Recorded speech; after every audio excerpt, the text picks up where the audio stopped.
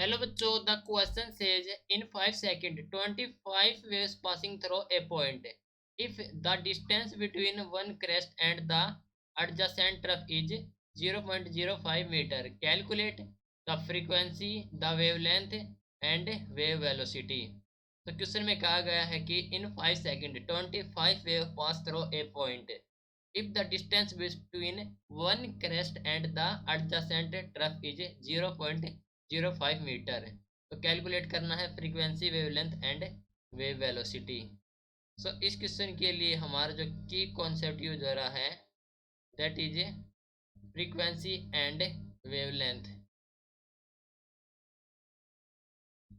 Frequency and wavelength.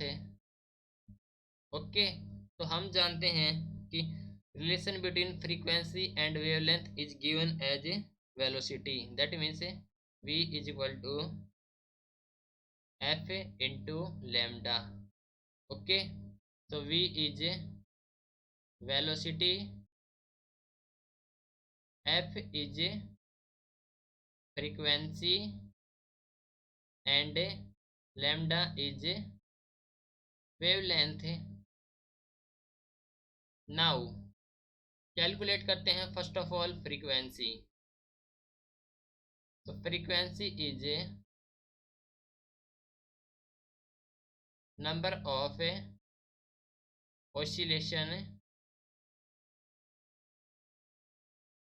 पर second.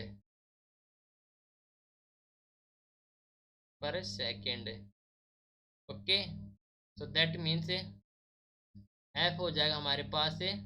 देखो, इन 5 second 25 wave passing through a point.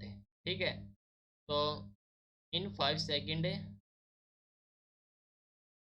25 और पर सेकंड में कैलकुलेट करेंगे तो that means 25/5 which is given as 5 hertz.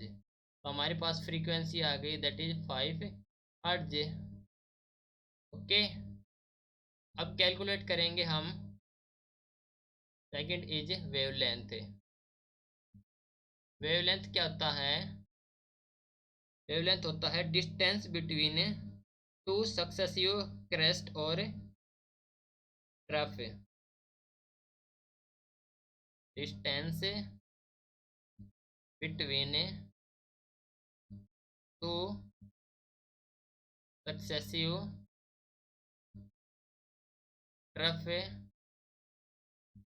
Okay and crest.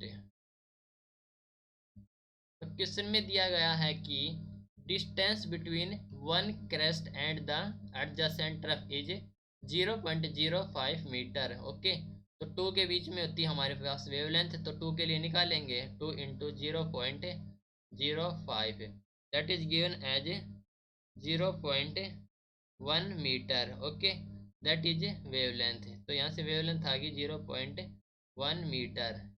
Now calculate करेंगे हम यहाँ से वेव वेलोसिटी.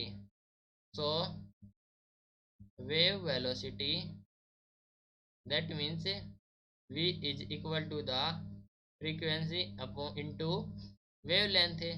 तो फ्रीक्वेंसी हमारे पास है 5 हर्ट्ज इंटू वेवलेंथ है 0.1 which is given as 5 into 1/10 that is equal to the 1/2, जो कि हो जाएगा हमारे पास 0.5 मीटर पर सेकंड.